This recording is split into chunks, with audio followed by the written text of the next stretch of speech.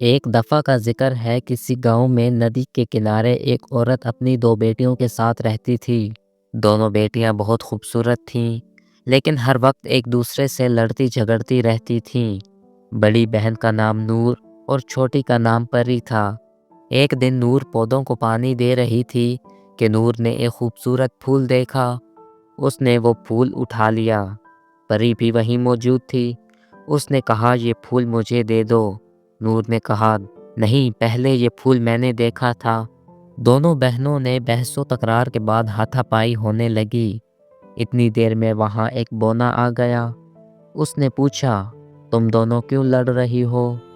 پری نے کہا، یہ پھول میرا ہے، لیکن نور نے اسے اٹھا لیا ہے اور اب مجھے نہیں دے رہی۔ یہ سن کر نور بولی، یہ پھول پہلے میں نے دیکھا اس لیے اٹھا لیا، اب یہ میرا ہے۔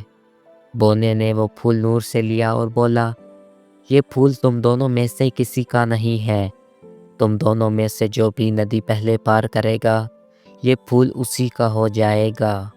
پری اور نور ندی پار کرنے کے لیے گھاٹ پر آئیں اور دونوں جلدی جلدی اپنی اپنی کشتیوں میں بیٹھنے لگیں۔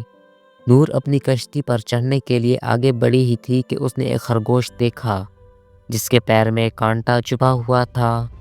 نور نے اس کے پیر سے کانٹا نکال دیا۔ جیسے ہی اس نے خرگوش کے پیر سے کانٹا نکالا، خرگوش نے ایک طرف اشارہ کرتے ہوئے کہا کہ تم یہ چپو لے لو، اس سے تم جلدی ندی پار کر لو گی۔ نور نے وہ چپو لیا اور کشتی میں سوار ہونے لگی۔ دوسری طرف پری اپنی کشتی میں بیٹھی یہ سارا منظر دیکھ رہی تھی۔ اس نے زمین سے پتھر اٹھایا اور خرگوش کو دے مارا۔ پتھر لگنے سے خرگوش تکلیف سے بلبلا اٹھا۔ یہ دیکھ کر بونا وہاں آیا اور غصے سے پری سے بولا، تم نے ایک جانور کو مارا ہے، جادو کے زور سے میں تم کو بھی خرگوش بنا دیتا ہوں تاکہ تمہیں پتہ چلے کہ کسی جانور کو مارتے ہیں تو اس سے کتنی اذیت ہوتی ہے۔ بونے کے یہ کہتے ہی پری خرگوش بن گئی۔ بونا غصے سے وہاں سے چلا گیا۔ نور یہ سب دیکھ رہی تھی کہ کیسے اس کی بہن خرگوش بنی۔ وہ ندی پار کر چکی تھی۔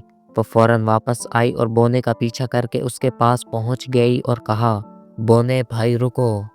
اس کی آواز سن کر بونا رک گیا اور بولا، کیا بات ہے؟